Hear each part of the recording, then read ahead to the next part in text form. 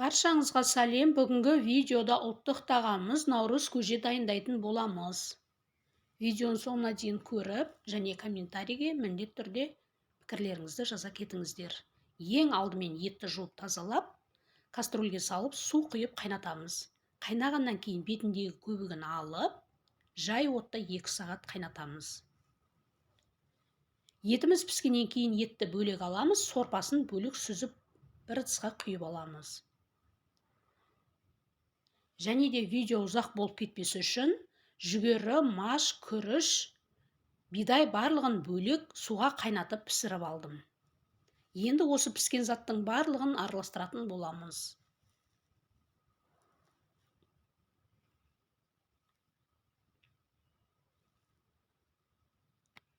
Мынау еттің сорпасы. Енді осы еттің сорпасының үстіне піскен заттарымызды саламыз. Ең алдымен піскен ақ жүгері және сары жүгеріні араластырып саламыз.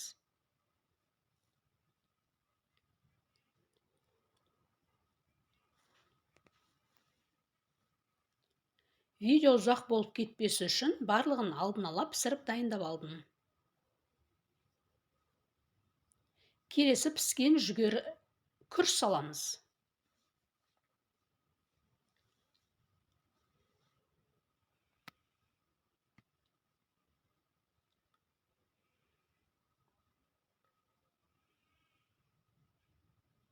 Араластырып тұрамыз.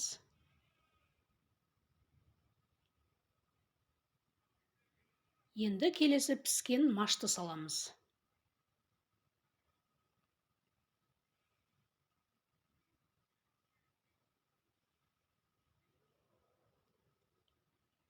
Піскен бидайды саламыз.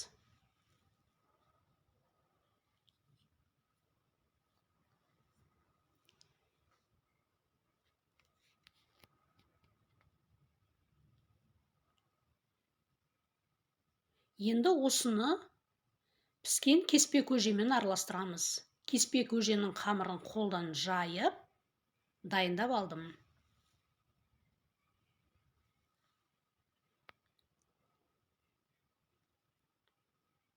Міне кеспе көжеміз.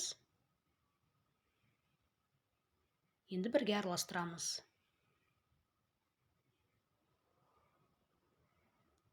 Кеспе көжені қолдан кесіп дайындасаңыздар, наурыз көже өте керемет дәмді болып шығады.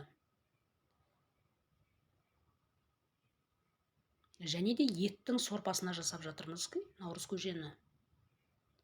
Міне барлығын араластырдық. Енді осының үстіне қатық қатамыз.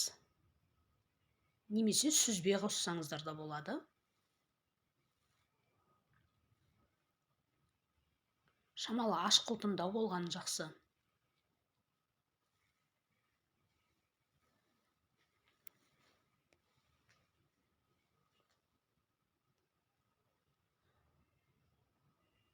Міне қатықты құйдық, енді жақсылап араластырамыз. Осымен наурыз көжеміз дайын болды. Енді осының үстіне піскен етті және де қазымызды турап саламыз.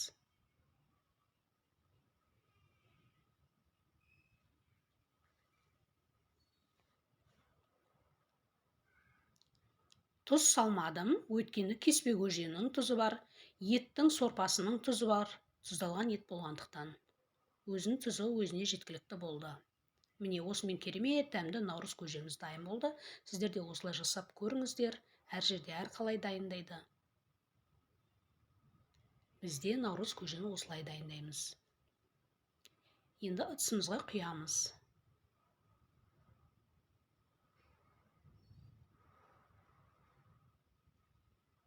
Бетіне қаз саламыз, және де ыстық пирожки пісірдім жанына. Ыстық пирожкимен наурыз көже өте керемет кетеді. Әдемі үйлеседі.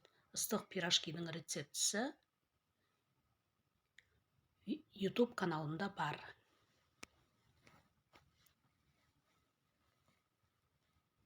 Видеоның соңына дейін көргендеріңізге рахмет, ас болсын.